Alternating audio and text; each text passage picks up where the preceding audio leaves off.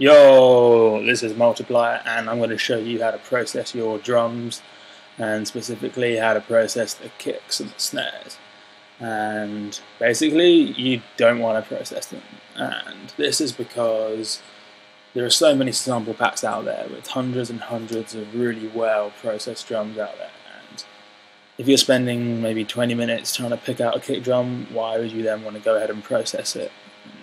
It doesn't really make any sense. And I see so many tutorials in magazines and on the internet where they'll take a really bad kick drum and then process it and change the sound almost completely, thinking that that's a good thing to do when they could have just picked a better sample to begin with. And the sample packs nowadays are pretty good, and the kick drums and the snares are going to be good enough pretty much straight out to use. I mean, if you just look at this Dead Mouse sample pack that I'm a big fan of, you got all these kicks here, and then you got, that's just in one folder, and you got all these folders. And if you pick up loads of sample packs, you can almost definitely find the kick drum sound you want or a snare drum sound you want.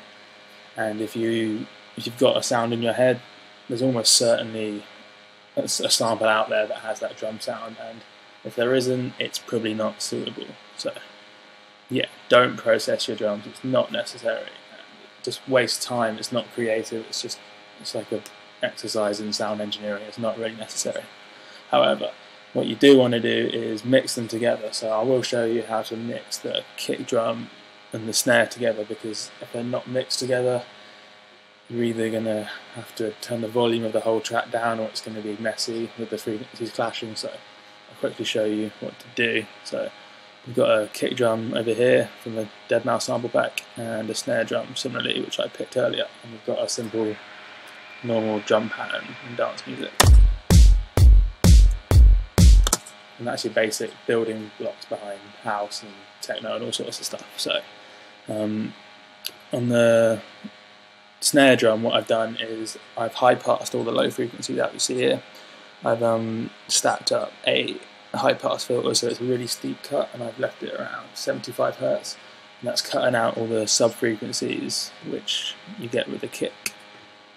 So if you look at the spectrum analyzer for the snare drum,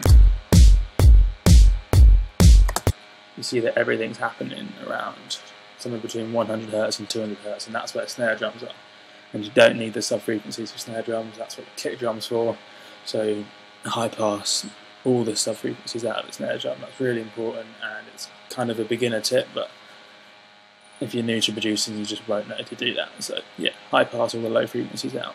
And on the kick drum, what you want to do is you want to cut out a slot for the snare drum, because most snare drums, this one especially, you see it's got that big peak. I mean, it's especially noticeable on this snare drum, but there's a big peak normally between 100 Hz and 200 Hz, where the kind of the fundamental frequency of the snare drum is. That's where all the weight's going to be, and that's where the big peak will be. And you don't, because the snare drum is landing on the same note as the kick drum, you want to cut out a slot in the kick drum waveform for the snare drum to kick in. So if you look at the snare drum spectrum for a second,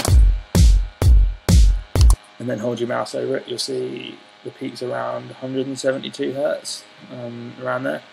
So if you go over to the kick drum and drag over EQ8, which is just any old graphics equalizer thing, you can actually do one of these well type things with that button there, and then just cut out a whole slot for the snare drum to sit.